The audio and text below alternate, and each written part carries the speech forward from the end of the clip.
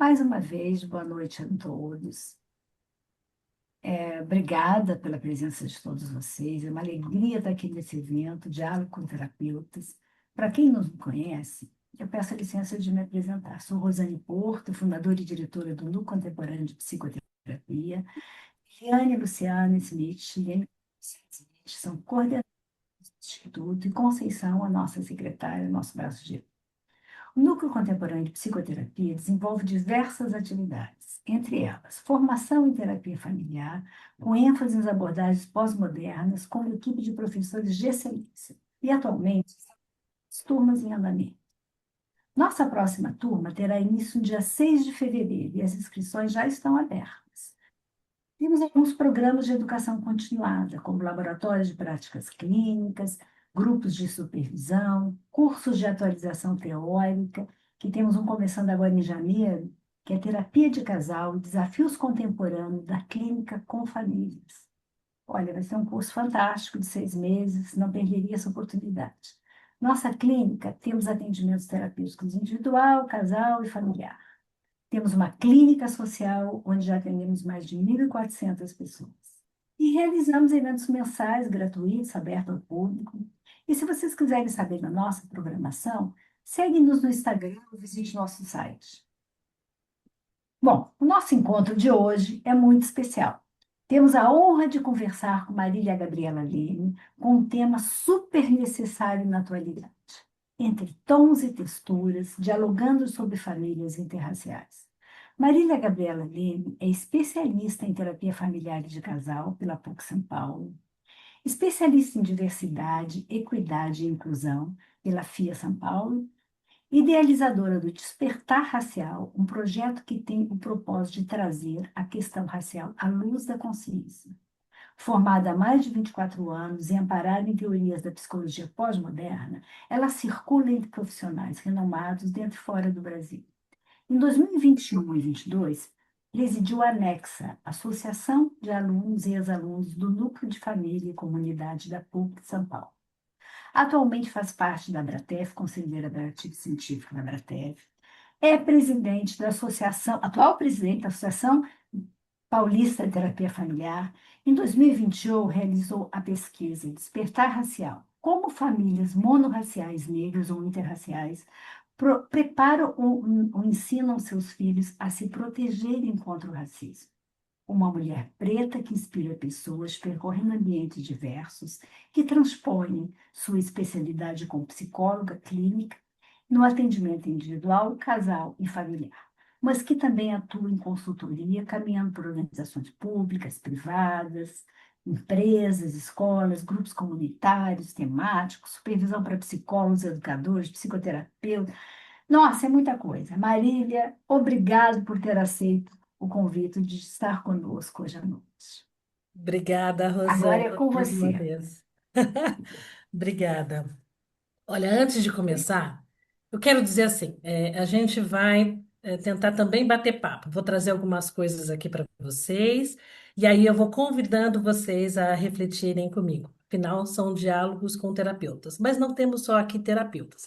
E eu quero agradecer a presença de algumas pessoas que eu vi o rostinho aqui, que eu não posso deixar de dizer. Eu quero agradecer uma pessoa que é a Camila Monteiro, começa por aqui. Camila Monteiro, ela é de uma relação muito importante na minha vida, num clube que eu faço parte. E ela atua com muita energia para trazer o antirracismo dentro do clube, né? E ela faz a diferença, né? Então, Camila, você está aqui, é maravilhoso, obrigada por isso. Pessoas que participaram da minha formação, Rosana, já vi aqui, a Rosana Pitt está aqui, né? Do nosso curso, Terapia Familiar de Casal. É, Também quero agradecer a presença da Pérola Seron aqui, né? A Pérola está na diretoria comigo da PTF, então vamos construir caminhos diversos, né? Nesse momento. Pérola, obrigada por isso. E não podia deixar de agradecer a minha querida amiga, a professora doutora Cláudia Bruscagin. Essa pesquisa que eu Oi. realizei foi a professora doutora Cláudia que me orientou. E eu quero te agradecer por isso, querida amiga. E um beijo a cada um de vocês, que vocês possam sair desse encontro preenchidos e talvez com muita vontade de transformar o mundo. Quero convidar o seu olhar a melhorar o meu. Eu vou agora dividir alguns slides, tá bem? Para a gente começar e eu volto. Vamos lá.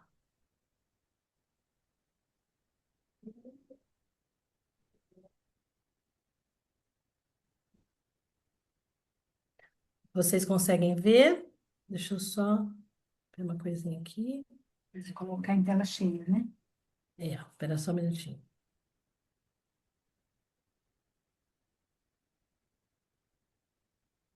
Só um segundinho.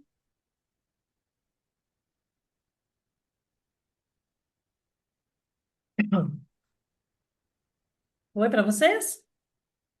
Foi, tá ótimo. Ok, vamos lá. É, eu tenho um trabalho que eu chamo uma consultoria, né, de diversidade, equidade e inclusão, que é o Despertar Racial. E se vocês olharem a imagem, vocês vão ver que o símbolo é uma digital com coração, né? É que também tem muito a ver com esse título que eu dou para esse trabalho de hoje. Entre tons e texturas, dialogando sobre famílias interraciais, né? Quando a gente fala de tons, a gente está falando de tons de pele, a gente está falando de lugares diversos, a gente está falando de texturas, de camadas emocionais que aparecem e surgem quando a gente pensa em famílias interraciais. Quando a gente fala do Brasil, especialmente, a gente tem aí uma característica de que as pessoas que sofrem com racismo são pessoas majoritariamente pessoas negras, vamos dizer dessa forma, e pessoas indígenas, né? Então, eu vou estar aqui falando do recorte racial de pessoas negras especialmente, mas não querendo dizer aqui que outras pessoas não sofram, mas a gente talvez possa reconhecer que temos um sofrimento específico, histórico e coletivo que a gente precisa considerar, né? E o racismo a gente pode compreender como um aspecto estrutural na nossa sociedade. Ele molda, ele estrutura todos os espaços sociais. Então a gente pode falar de trabalho, de escolas, e não, e por que não, das famílias. Se a gente pensa que ele é estrutural, não é possível ele não afetar de alguma forma famílias interraciais, né? Então, é disso que a gente vai conversar um pouquinho, como é que isso talvez atravesse as famílias interraciais e da nossa responsabilidade enquanto psicoterapeutas, terapeutas familiares de casal, olhar para isso. E também as famílias, né? Talvez a gente tenha aqui algumas pessoas, algumas famílias que estejam interessadas no tema. Vamos lá, vamos seguir.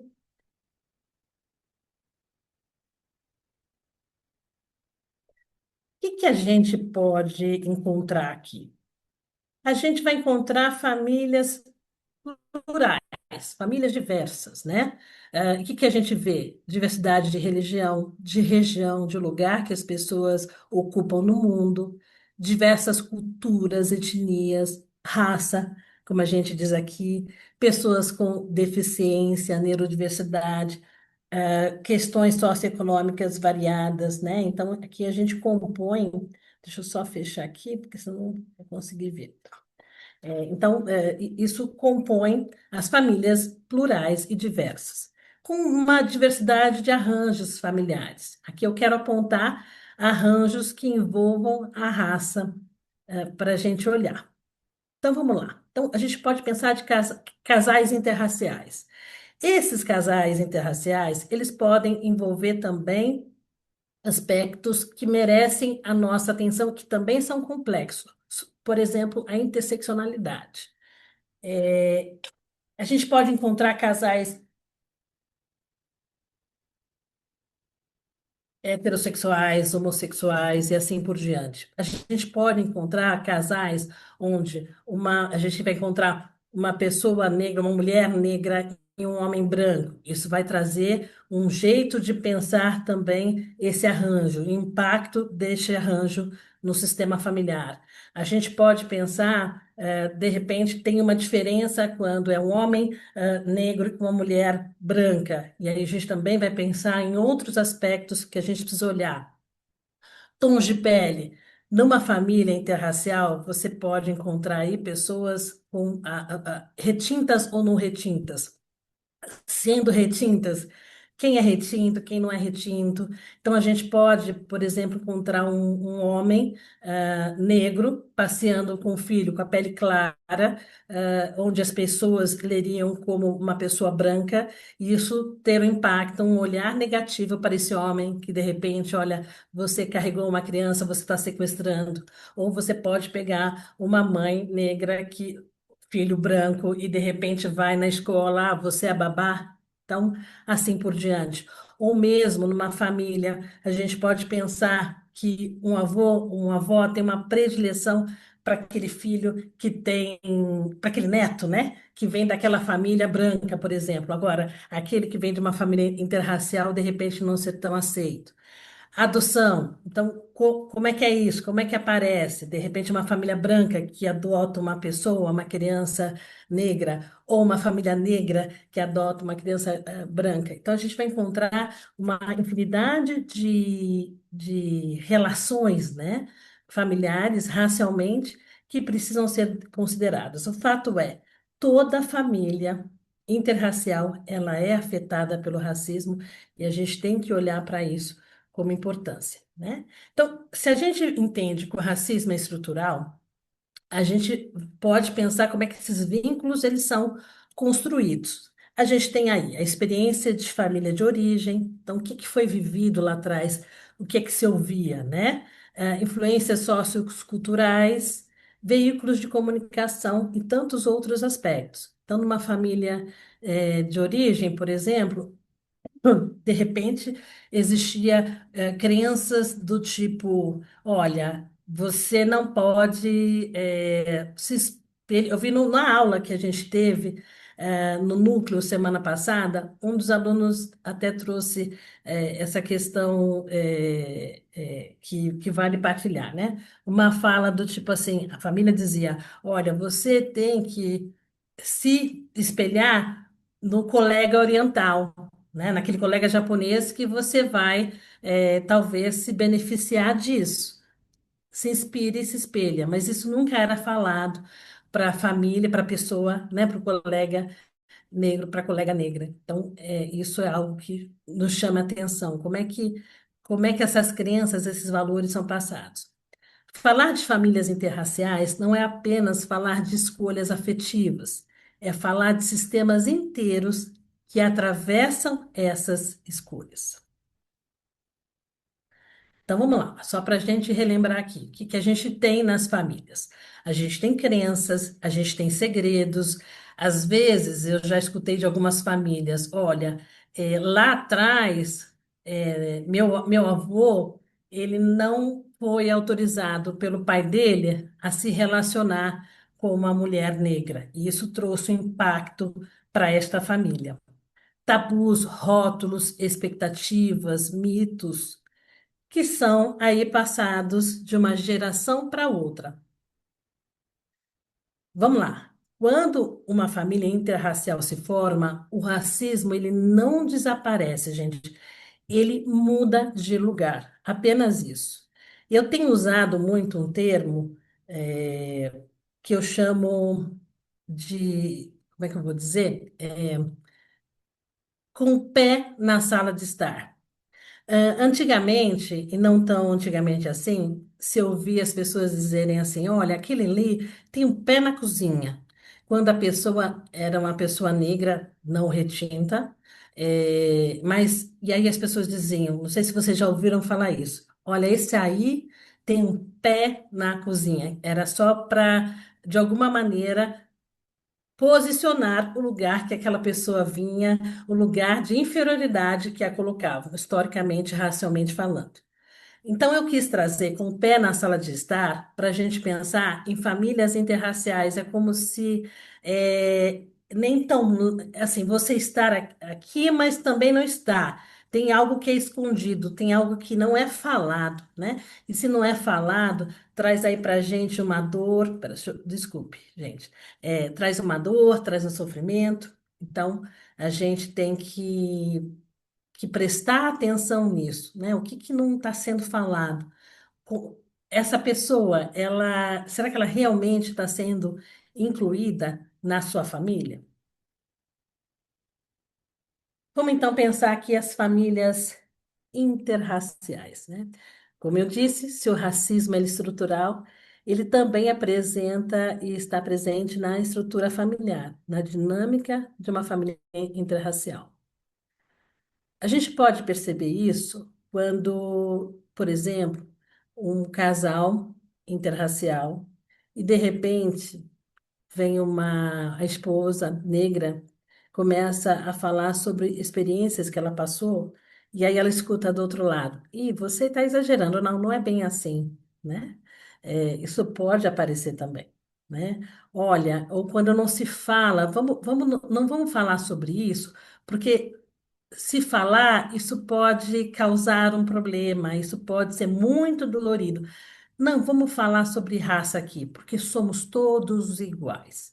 Isso também causa um certo problema, né? Porque as coisas não são dessa forma. Pode aparecer quando a experiência racial do membro é deslegitimada ou quando o silêncio é tratado como proteção, né? O racismo define quem pode falar e quem deve se calar. Então, às vezes, assim, ai, não, não vamos. Aí, de novo, esse assunto, não, isso já passou, isso não existe mais, né? Mas, numa família interracial, essas dinâmicas deixam marcas profundas, né? E aí, aqui, eu acho que eu quero falar das texturas emocionais, né? O que que aparece? A gente vê conforto, desconforto, quando se pensa em diálogo, vulnerabilidade, coragem, fica nessa tensão, nessa dualidade, raiva, medo, paternalismo, implicação, incompreensão e escutativa, versus escutativa. Escutando as palavras e os silêncios. Vamos lá, gente. Antes de passar aqui, eu vou parar, interromper um pouquinho, porque eu quero falar com vocês, tá? Afinal, é um diálogo, né? Peraí. Vocês estão acompanhando a minha narrativa? Tá tudo certo? Ok. É, como disse, eu fiz a pesquisa onde aqui está a minha orientadora, a professora doutora Cláudia Bescagin, e eu trouxe aqui para gente, para trocar com vocês, alguns trechos das entrevistas que eu fiz com os participantes da entrevista, da pesquisa. E aí, para a gente pensar, porque isso não apareceu na pesquisa apenas, aparece nas famílias de modo geral, tá bom? Então, vou dividir com vocês trechinhos, quero que vocês anotem aí alguns pontos que chamam a atenção de vocês, e depois quero ouvir vocês, tá bem? Pode ser? Posso seguir? Vamos lá. Uma das participantes, nome de Bárbara, sobre família, categoria famílias. Ela diz o seguinte: meus pais, talvez por falta de orientação, não sabiam lidar com aquilo. As pessoas riam da minha cor, da minha boca, que era grande, meu cabelo, que era um problema, e não entendia. Então, em casa, se eu comentasse com os meus pais, não liga. Quando é assim, não liga, bobeira. Não é para vir para casa chorando por causa disso. E foi passando. Talvez por falta de orientação, não sabiam lidar com aquilo. As pessoas riam da minha cor, da minha boca, que era grande, o meu cabelo, que era um problema, e não entendiam. Então, em casa, se eu comentasse com os meus pais, não liga, quando é assim, não liga, bobeira, não é para vir para casa chorando por causa disso, e foi passando, nós fomos nos adaptando, Na adolescência, a mesma coisa. Então, a gente vê aqui, não sei o que que vocês enxergam aqui, vou dividir com vocês. O que que chama a atenção de vocês? Fiquei pensando na palavra invisibilidade, assim. Uhum, uhum. É o silenciamento, né? Uhum. Você pode É. pertencer, mas se cale, por favor. E aí a gente pode falar, inclusive, do duplo vínculo para os terapeutas familiares aqui, né? Como que mensagens dúbias aparecem quando a gente pensa no tema de famílias interraciais, daquilo que é velado, daquilo que não é nomeado, daquilo que não é dito, né? Uhum. Nós chamamos, né? Mas você precisa fazer um esforço para pertencer. Como se não tivesse nada interessante para dizer, né? Essa é a sensação que dá. O que eu falo não tem valor. Exato. E aí volta aquela metáfora que eu usei com o pé na sala de estar, né? Vamos lá, que tem mais exemplos sobre isso da pesquisa. A pergunta era se influenciava, né, a história familiar. Lógico que influencia. Os meus pais nunca trataram do assunto, não tratam até hoje. Para eles, para eles é igual o que nós. Para eles, espera só um minutinho, gente. Os meus pais nunca trataram do assunto. Não trata até hoje. Para eles é igual. Tem uma irmã minha, a Dandara, os nomes foram todos substituídos, tá, gente? A Dandara, que ela se sente muito branca. Ela é a mais clara, assim, a mais perto de nós. E ela se sente realmente uma mulher branca. Ela alisa o cabelo, ela se comporta. Não é que se comporta assim, mas ela diminui. Tem uma outra irmã, ela diminui um pouco a nós, porque ela se sente. Ela é mais puxada ali para o lado da minha mãe. E o meu pai nunca tratou. Eles nunca trataram essas questões explicitamente para nós. E lógico que influenciou nossa vida. Influencia até hoje. Até porque eu tento abordar. Agora que eu comecei a estudar, faz menos de um ano que eu comecei a estudar sobre racismo, que eu me descobri negra, vamos dizer assim. Então, o que que a gente pode encontrar aqui? Alguém que quer colocar alguma ideia sobre isso? E que chamou a atenção?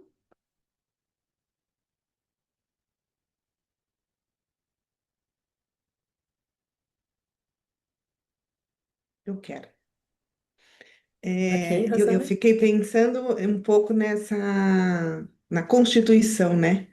Essa Constituição da pessoa, né? Da identidade, né? Essa coisa em que fica tudo muito fragmentado, né? Assim, me dá, sabe, uma impressão de um mosaico, né? Chega um determinado momento que você tem que juntar as peças e fica um pouco nesse formato de mosaico, onde as peças não se encaixam exatamente, né? Sim, Rosana, sim. Ah, a gente tem dois teóricos da psicologia preta. Aliás, a gente precisa beber de outras fontes, sair das visões eurocentradas e se enveredar, né, para visões afrocentradas. Então, a gente tem Wade Nobles e Nahi Akbar, que vai falar para nós do descarrilhamento e da desafricanização do nosso povo, né, que foi arrancado. Então, é como se a gente saísse do trilho. E sair desse trilho trouxe alguns impactos, algumas marcas. Entre essas marcas é o ódio contra si mesmo, é a negação de quem se é. Também ele vai falar de uma outra desordem, que é quando as pessoas vão lá e elas acabam indo numa direção para drogas, para o álcool, para uma direção de ideação suicida, né? Ou mesmo as doenças fisiológicas recorrentes ao racismo de tantos anos na nossa história. né? Então, esse exemplo aqui da Ana, a gente pode apontar e pode pensar que é uma família que traz muito essa desorganização, vamos dizer assim, não sei, palavra errada talvez, né? Mas talvez não disfuncional no sentido da gente pensar nas relações raciais ali, né? Cada figura ali com distanciamento da própria história. E aí a Ana vem e começa, agora que eu desperto, me reconheço como mulher negra, né? E faz toda a diferença para ela voltar, talvez, no eixo, né? Voltar para o eixo desse trilho, né? Então, acho que é um exemplo bom que eu gostaria de trazer aqui. Posso dividir um outro trechinho com vocês? Vamos lá? Essa é da Michelle. Por parte do meu padrasto, e acho que também por parte da minha mãe, que não se reconhece como negra. Consequentemente, pratico racismo. Então, assim, eu tenho pai que é negro, mas eu não o conheço. Ela até se nega a falar o nome dele. Ela não quer nenhum contato e nem me permite ter nenhum contato. Então, assim, a minha mãe sempre falou muito do meu cabelo, que meu cabelo era ruim, que eu precisava cortar porque cabelo ruim tinha que ser curto. Sempre falou dos meus lábios por serem grossos e meu pai falava. Meu padrasto, eu chamo de pai, mas ele é o meu padrasto. Mas como isso foi tão forte, eu chamo ele de pai. Ele sempre falou que eu não era bonita. Então, para mim, tudo isso é um racismo, né? Então, mais um exemplo que a gente pode trazer do descarrilhamento, né? E da desafricanização. Importante a gente dizer e considerar, as pessoas negras, elas não são racistas, mas elas reproduzem o racismo pelo sistema e pela estrutura que a gente vive, né? Então, acho que esse é o jeito certo da gente trazer aqui, né? E o que que a gente vê, né? Uma necessidade de um explorar, né? Talvez enquanto terapeutas de família, como é, né, como é que ficou essa relação? O que que o racismo, como o racismo atravessou a vida da Michelle e da sua mãe, né? Por que será que por que as coisas caminharam dessa forma, né? Então, é necessário a gente pensar, quando a gente está numa família negra, numa família interracial, a gente tem que explorar de maneira direta o tema. A gente não pode entrar enquanto terapeutas nesse lugar. Ninguém trouxe o assunto, vamos deixar para lá, porque isso é sofrido demais. Mas é sofrido demais deixar isso escondido também, né? Então, são alguns exemplos que eu queria dividir com vocês dessa pesquisa que vale para a gente pensar. Alguém quer colocar alguma coisa?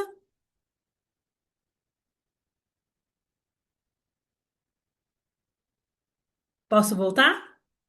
Eu teria uma pergunta. Posso fazer uma pergunta Por agora? favor, Não, ou Rosana. deixo para. Posso Pode fazer? fazer, pode, claro, vamos Então, nesse, dialogar. nesse comentário que você acabou de fazer, assim, né, disso de num atendimento familiar, de que mesmo que então a família não traga isso, né, de uma forma mais clara, é, a indicação é de que a gente vá em busca disso, dessa Sim. questão do preconceito, do racismo, enfim, dessas dores. Sim, a gente vai através de ferramentas que a gente tem. Então, quando a gente usa o genograma crítico, fazendo algumas perguntas sobre de onde vem, qual é a tua história, qual é a cor da pele das pessoas, da sua família, você vai convidando essas pessoas a trazerem também, porque isso vai aparecer. Eu vou passar um slide onde eu trago aí de que formas a gente pode trazer, mas sem dúvida, Rosana. As Uhum, coisas precisam ser ditas porque o problema está naquilo que não é dito, né? Ou uhum, passado rápido demais, sabe?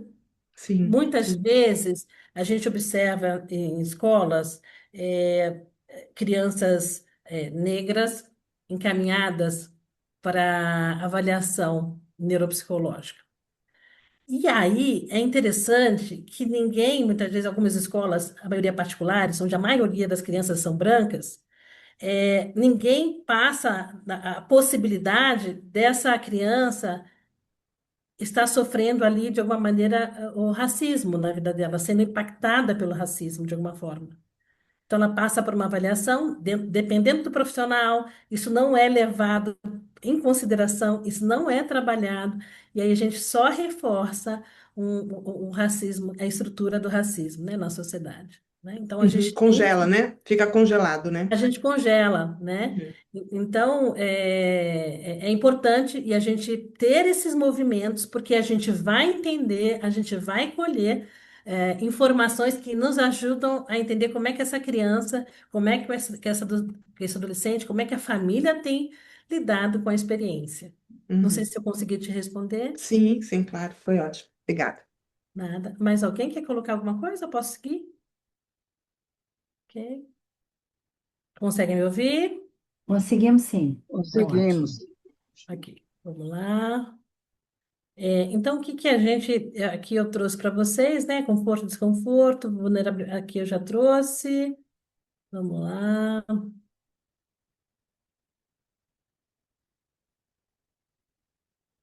Aqui eu trouxe alguns exemplos que a gente pode considerar, né? Dividir aqui com vocês da própria pesquisa, mas aqui a gente vai encontrar duplo vínculo, a contradição do amor, você pertence, mas precisa se encaixar, lealdades invisíveis em mitos familiares. O amor, o amor basta, aqui não vemos cor, né? Narrativas dominantes. Somos todos humanos. Narrativas preferidas. Reconhecer a dor, mas também resistência e potência racial. Aqui eu trago as desordens que eu comentei com vocês: desordem do ego alienado, desordem de ser contra si mesmo, quer dizer, desordem do ego alienado é quando a gente encontra pessoas que negam os problemas da estrutura racial da sociedade, né? E também acabam não se reconhecendo dentro da racialidade, né? Desordem de ser contra si mesmo quando há um ataque ao seu. Desordem autodestrutiva, então aquilo que eu falei de pessoas que vão na direção do álcool, das drogas, desordem patológica, que é das doenças fisiológicas, né, que atravessam por conta do descarrilhamento e da desafricanização. Estratégias de intervenção, Rosana, vamos lá. Falar abertamente sobre raça, né? Então a gente precisa perguntar sobre isso. Entender se é um problema para o paciente ser atendido por uma pessoa racialmente diferente da dele. Às vezes, né, a gente acredita que isso não tenha um impacto, talvez tenha. Então, a gente tem que reconhecer que a raça ela é um marcador social. Então, como é que é para uma pessoa negra ser atendida por uma pessoa branca? Né? Só o fato de você falar sobre isso, você abre um espaço para essa reflexão e também para o entendimento daquela pessoa que você está atenta a isso ou atento a isso.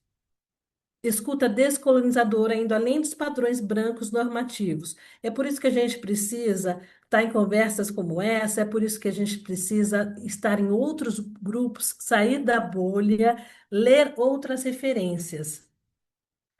Ferramentas, textos, filmes que ilustram as relações étnico-raciais.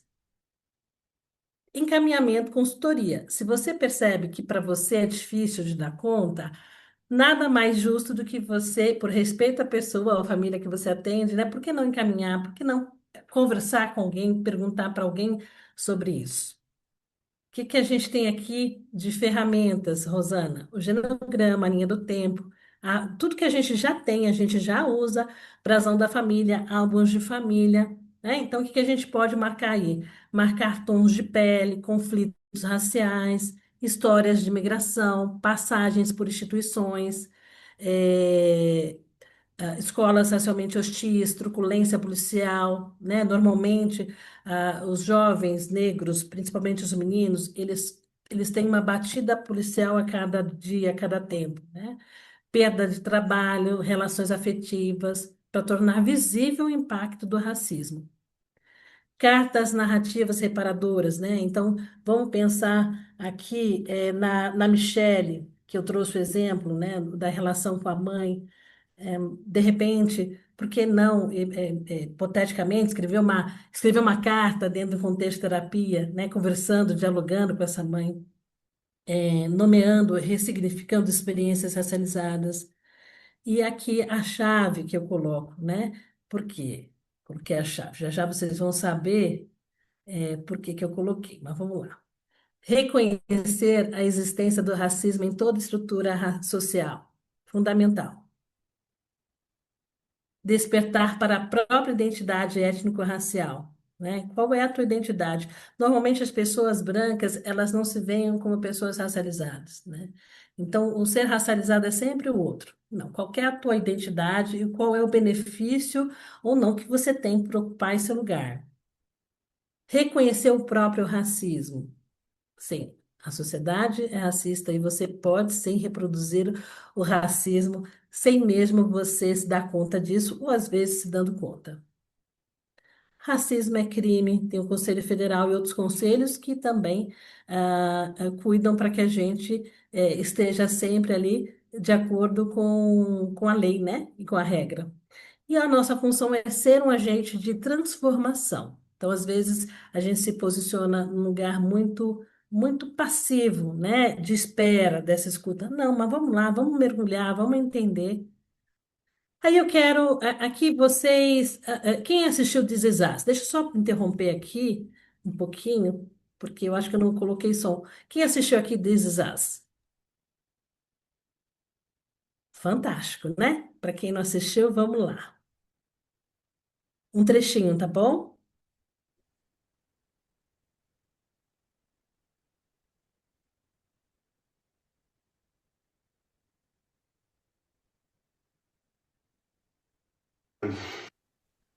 Espera aí.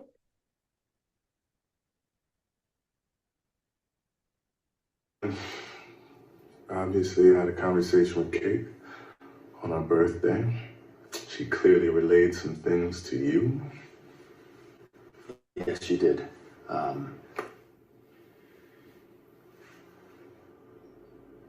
Look, Randall, I'm not blind, okay? I understand that it must have been difficult for you growing up a black kid in a white family, and I know being the only black kid in your school wasn't easy either.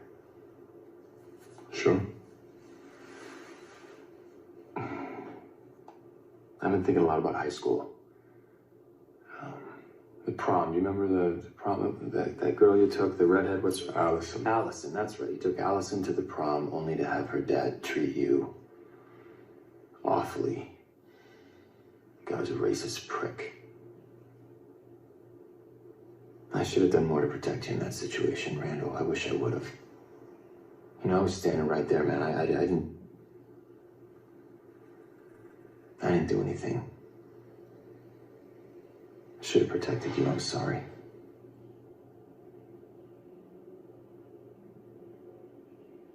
I've been thinking a lot about that, you know. And I'm sorry if you ever felt alone. And I'm sorry if your childhood wasn't what you wanted it to be. And I am genuinely sorry, Randall. If I played any part in ever making you feel alone or bad, ever.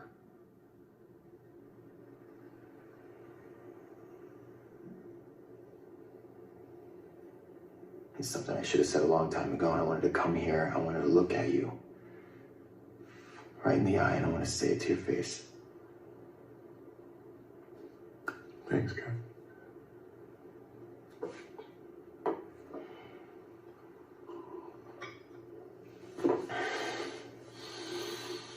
Hey, no, that's what I'm trying to say is, honestly, man, from the bottom of my heart, I'm really sorry. Yeah, man. And I appreciate it. Okay, good. But it doesn't really seem like you do. It is a very kind sentiment. It's a beautiful monologue. You're annoyed with me. Try not to be. Man, I'm a little lost here. I don't know what you're expecting from me. Kev, honestly, I don't know. You don't know, I don't. but you're annoyed with me. I'm trying not to be.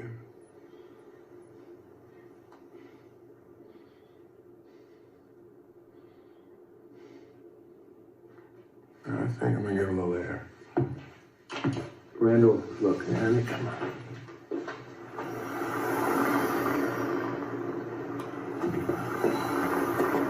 I said I need some air, Kev. I said give me space for a sec. Yeah, I've been giving you space for a sec for a really long time.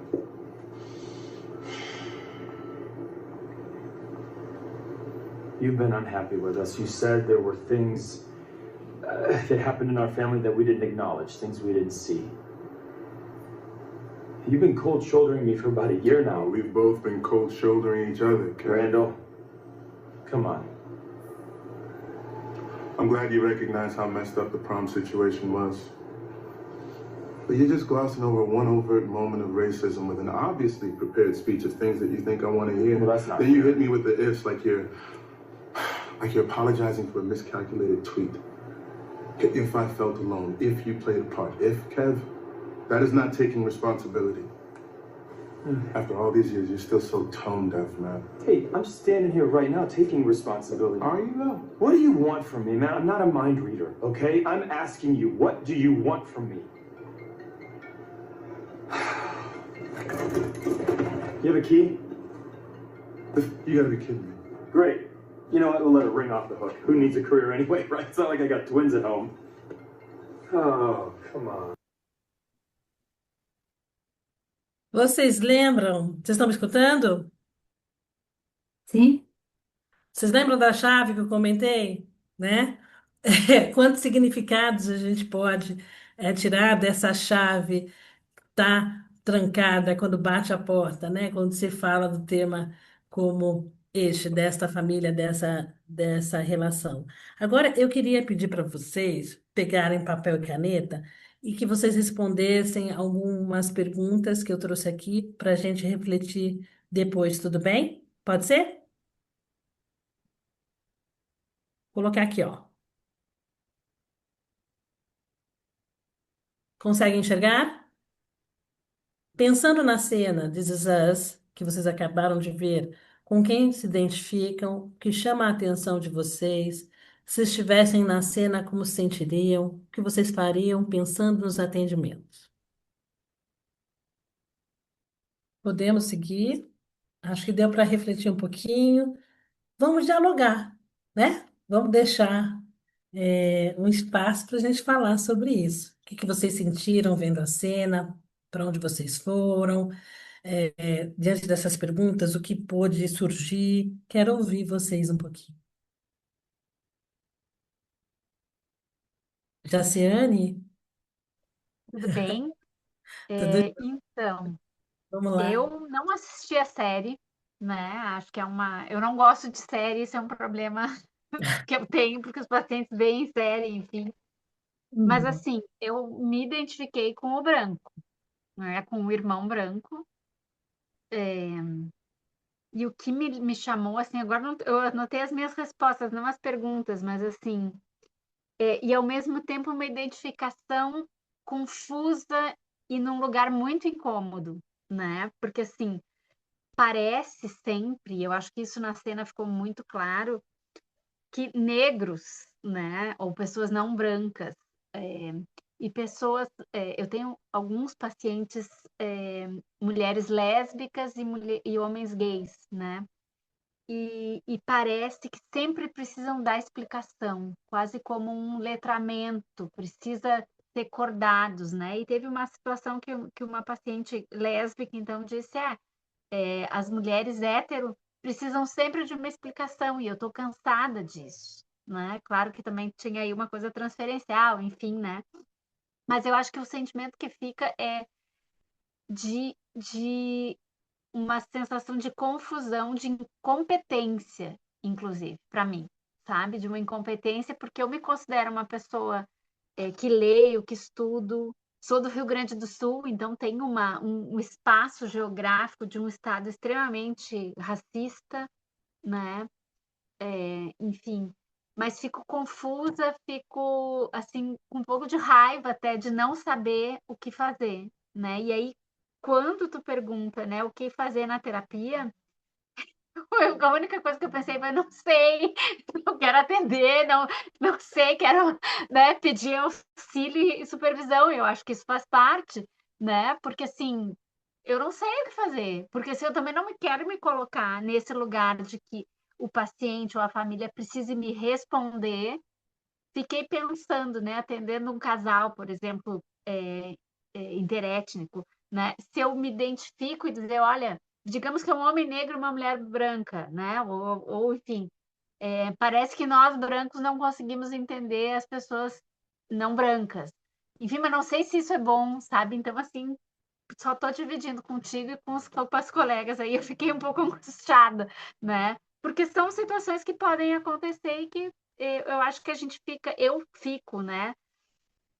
Como parece que precisa ter um letramento racial, e sim, entendo que sim, entendo que faço esse movimento, mas parece que nunca chega, né? Porque eu não tenho a experiência, e eu acho que não é assim que precisa tocar a banda, né? Mas, mas sem dúvida, eu fiquei pensando muito no que tu disseste, também não quero pegar muito tempo, mas assim, de fazer o genograma crítico, enfim, e de perguntar sobre as questões raciais, eu nunca fiz isso. E deveria ter feito, ou poderia fazer, e farei a partir de agora, mas assim, porque passa batida, é velado, e isso é assustador, porque se eu me considero uma pessoa que estudo isso, ou que transito, imagina para quem nem pensa nisso numa psicologia branca, europeia, né, individualista, enfim, sei lá, né, para a gente dividir e conversar. Obrigada. Obrigada, Jaciane, pelas suas colocações, né? E eu diria que você já começou a fazer quando você está aqui. Isso já é um grande passo, já é um grande começo. Tanto é que você disse aqui agora, nunca pensei em construir um genograma crítico. Vou passar a trazer isso na minha clínica. Já é um grande diferencial, né? Mas vamos costurando aqui, vamos alimentando. Quem mais?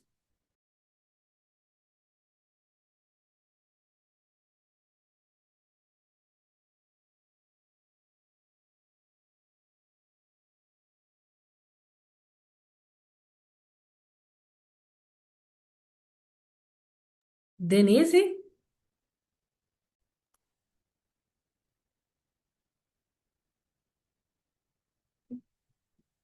Olá, gente. Nossa, já tem muita coisa aqui na minha cabeça e eu ainda tô lá na pergunta anterior, mas ela falou de constrangimento, um certo constrangimento. É engraçado que eu, sendo negra, né? Engraçado que eu sinto esse constrangimento.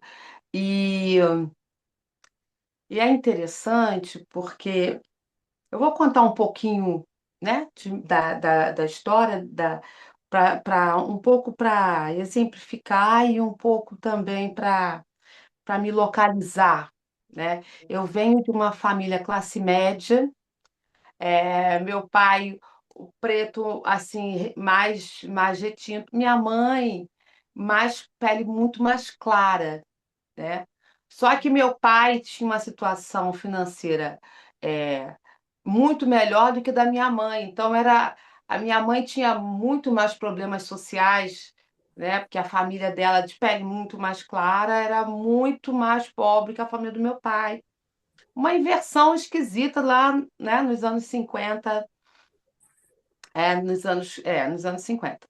Então, e engraçado que lá em casa, meu pai era quem ficava.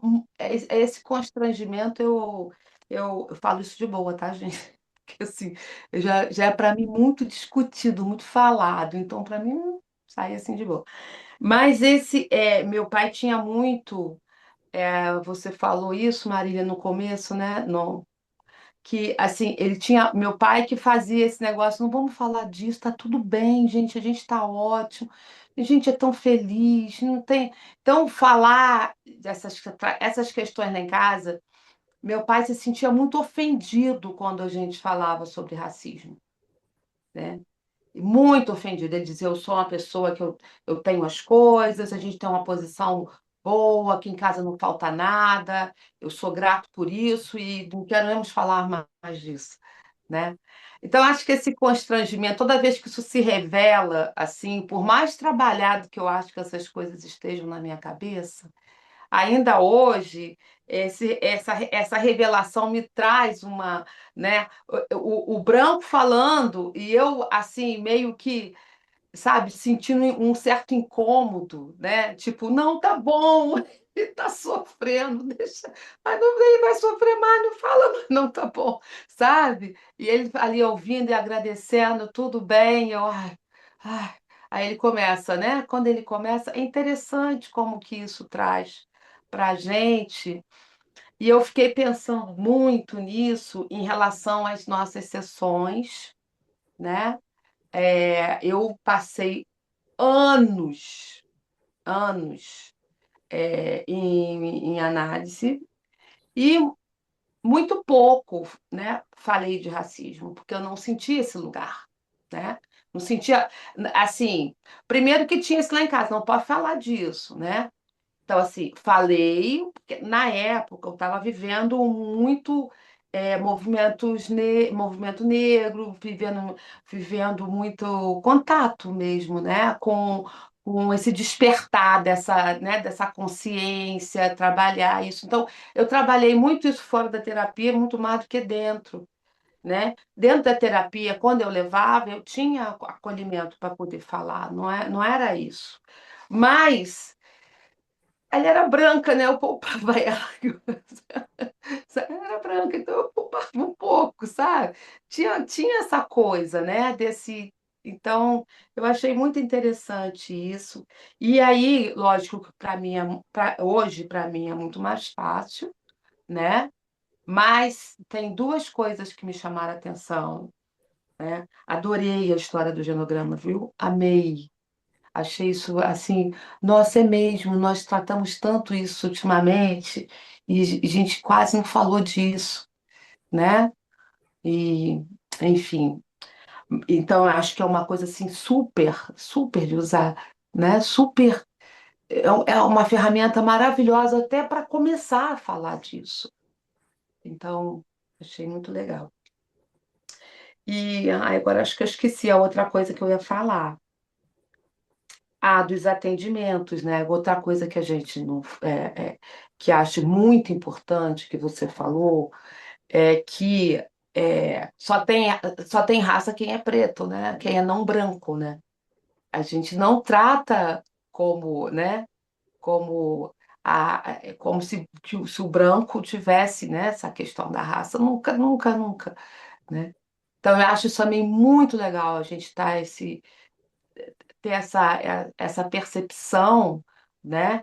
Que ali também tem questões, que ali também, né? Tem coisas a serem ditas sobre isso. E, e não é só, né? Parece que o branco não precisa falar de nada disso, isso é uma questão né? Tenho chamado muita atenção isso, né? Assim como eu falo que assim, é, eu falo com os gays, né? Assim, falo muito. É, a questão o hétero também sofre, né, com isso também. Ninguém está livre desse sofrimento quando as coisas estão separadas, quando elas estão, né, e silenciadas, o que é pior. Que acho que é o grande poder que nós temos, né, é de tirar isso do silêncio. Contudo, às vezes, né, com esse certo mal-estar, constrangimento, né? Essa coisa que. Mas assim, isso adoece todo mundo. Né? A gente não pode pensar que o branco está livre da doença, do problema, do não sei o quê. E quem sofre. Lógico que nós temos maior sofrimento com isso, não tenha dúvida, né? A gente não tem dúvida disso. Mas isso resvala lá, né? Resvala em todo mundo. Enfim, Somos muita todos coisa. responsáveis, Denise, mas muita coisa mesmo. Você falou, né, e aqui eu trouxe as camadas, né, das tensões, né, conforto, desconforto, por exemplo. né? E que dá vontade da gente calar, da gente manter lá. Vamos manter quietinho? Para que a gente vai mexer naquilo que a gente não tem, às vezes, tanta habilidade para olhar, mas ali que a gente cresce também, né? É nessa relação, são relações étnico-raciais.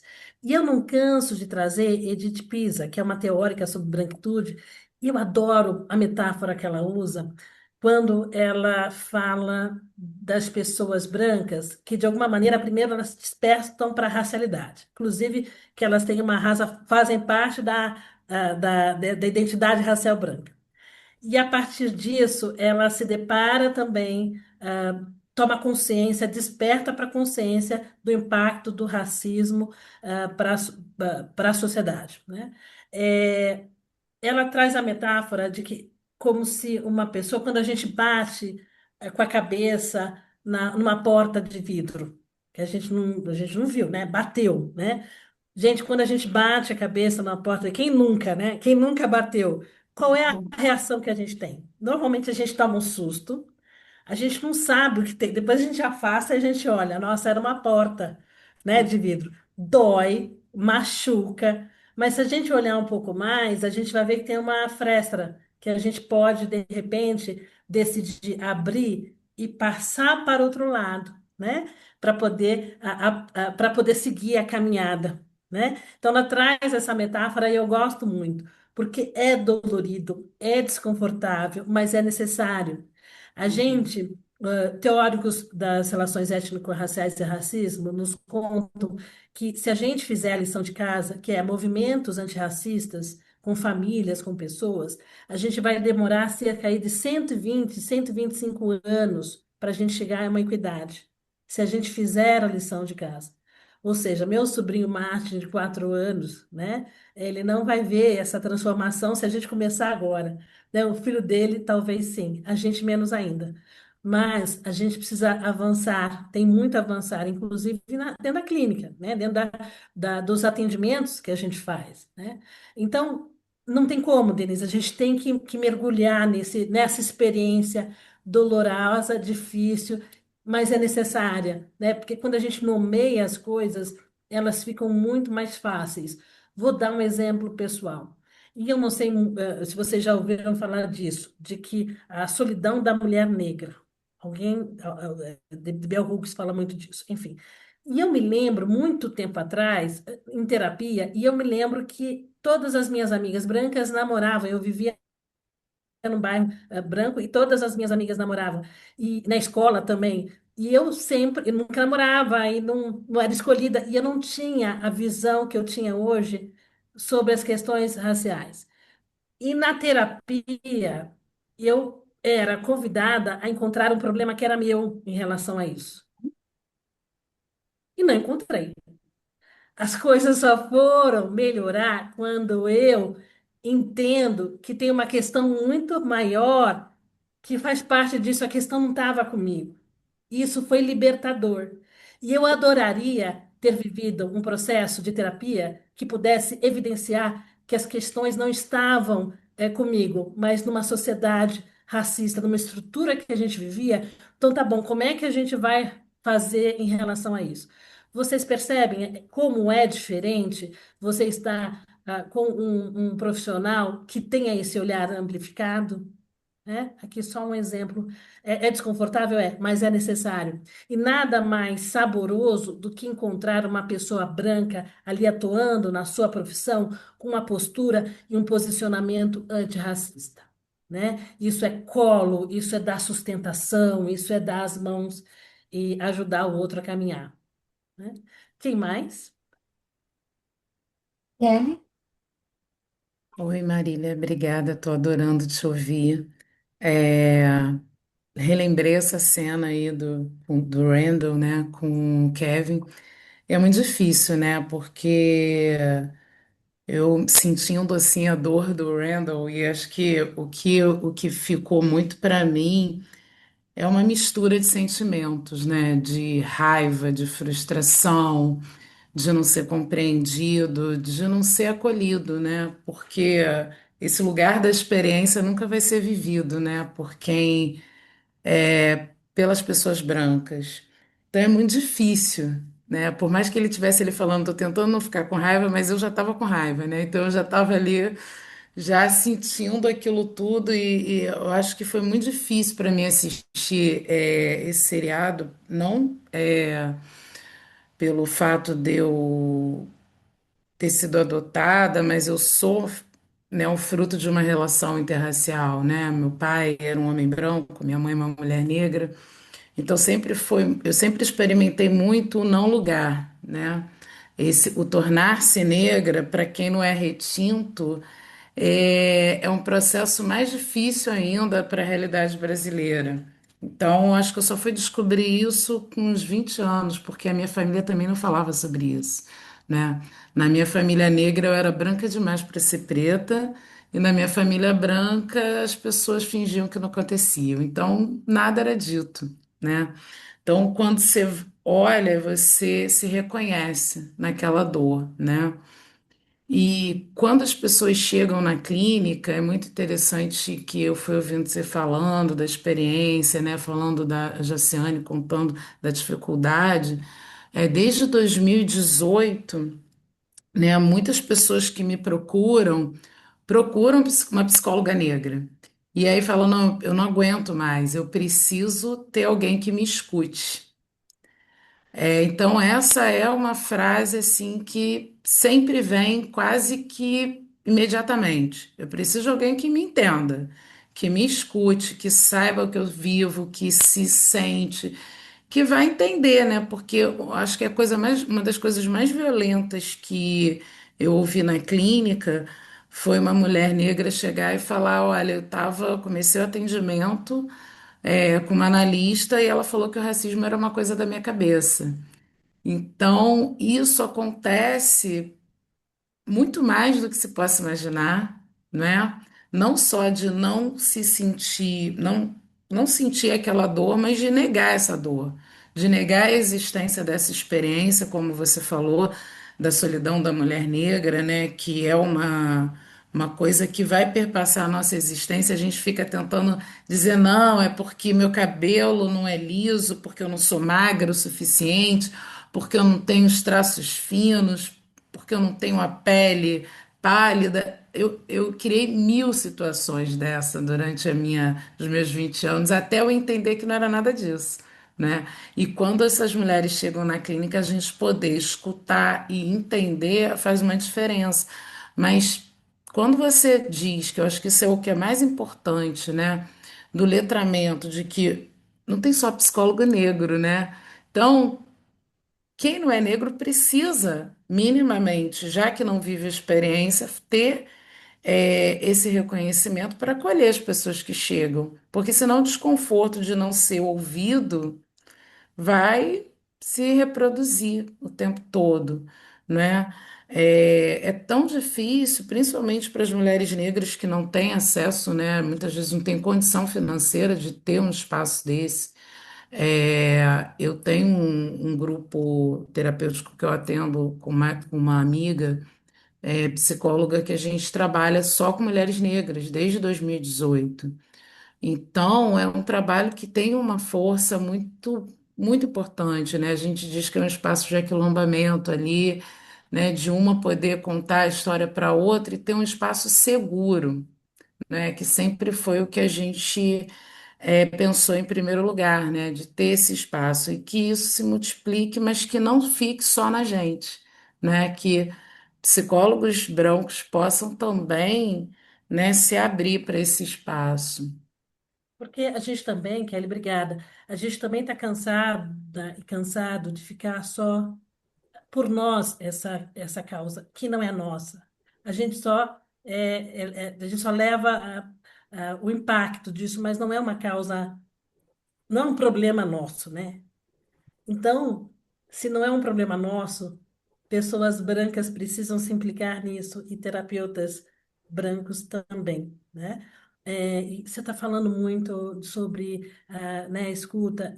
O silêncio, ele precisa dar lugar à escuta, né? E a gente dá lugar à escuta quando a gente também, o profissional branco, ele se abre para para realmente dar colo e acolher. E ele só vai fazer isso se ele tiver minimamente uma clareza do lugar que ele ocupa, das questões raciais que atravessam a clínica e a sociedade como um todo. Olhando nessa direção, ele vai ter a condição de fazer um trabalho melhor, né? E fazer a diferença. Obrigada, viu? Quem mais gostaria de falar?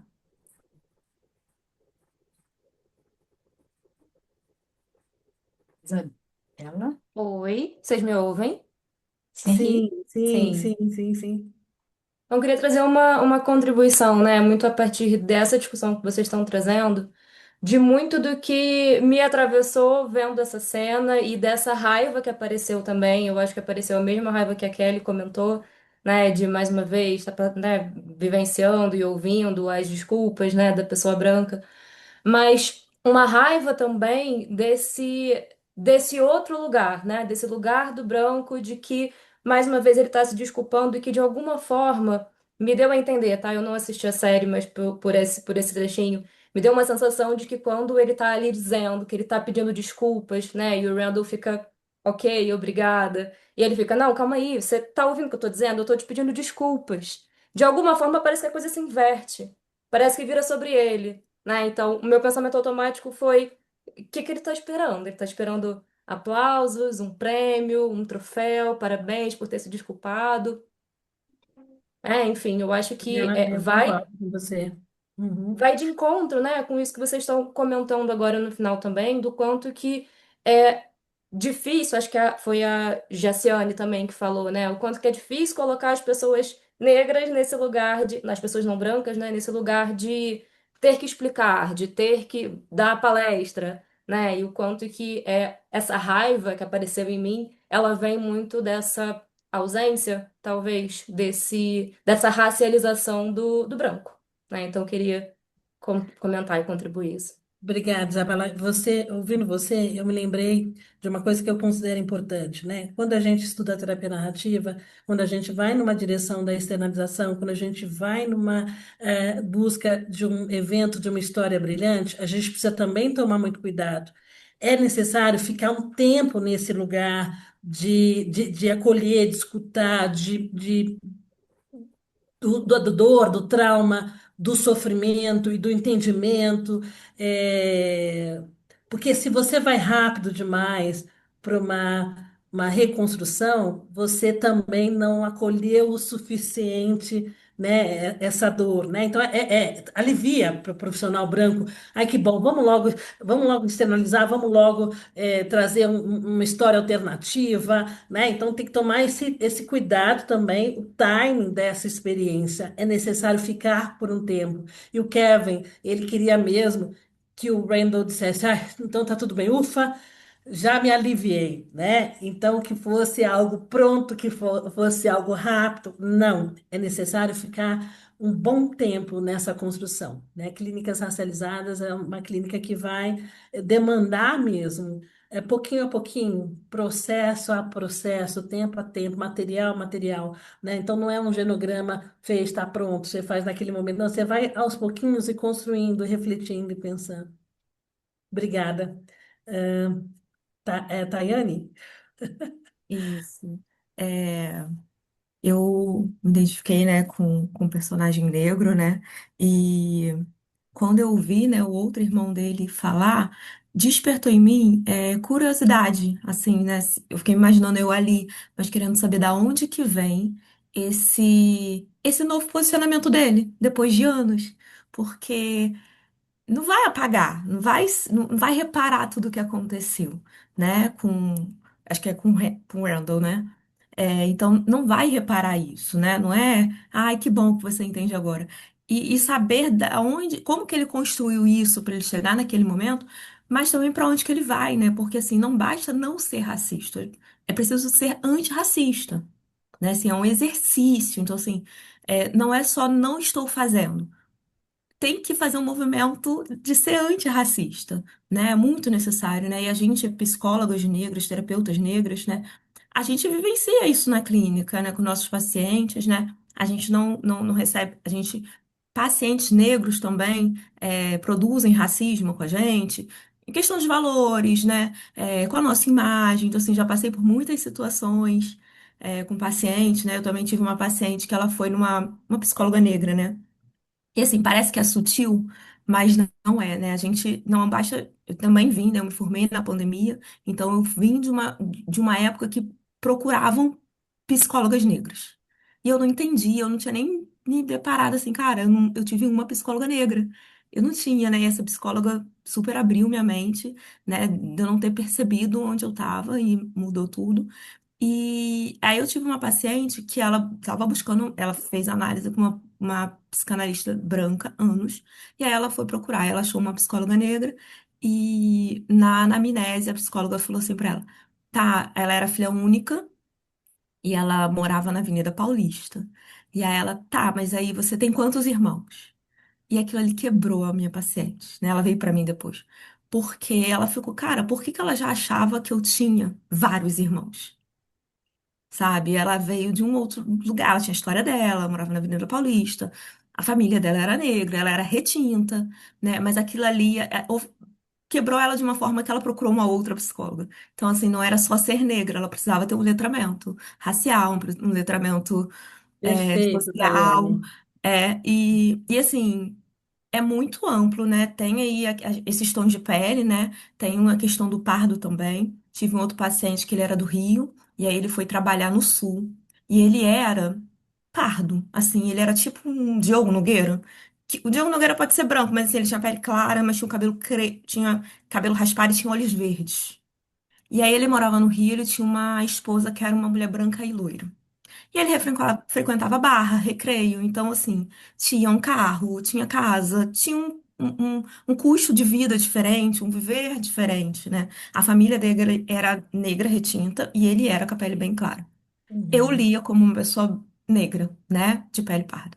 E aí, quando ele foi pro sul, ele, ele achava que ele estava passando por xenofobia, né? E o meu trabalho com ele na clínica era perceber que ele estava passando por racismo, mas ele não percebia, porque ele não se percebia como negro. Então, assim, no Rio de Janeiro, talvez ele não tenha vivido isso, né? É uma outra lógica, né? A questão dele financeira, de custo de vida, ter essa mulher ao lado dele deu muita passabilidade para ele, então ele não percebia. Mas quando ele chegou no Sul, não bastou ter ela do lado, não conseguiu. E ele sofria muito, ele não sabe, ele não entendia o que que eu sou do Rio e eles fazem xenofobia comigo. E ele passava por racismo, né? Então, assim. É um trabalho de formiguinha, é um trabalho nosso de se conscientizar, de formiguinha com esse paciente, né? Tem a pessoa que não se percebe. É, E acho que é isso. Tô É. adorando. Acho que uma coisa, obrigada, assim, que eu preciso dizer assim, a cor da pele do terapeuta não é um detalhe, faz parte do campo relacional. Queria que vocês ficassem bem presos e presas a isso. Faz parte da dinâmica da relação. Não é um simples detalhe.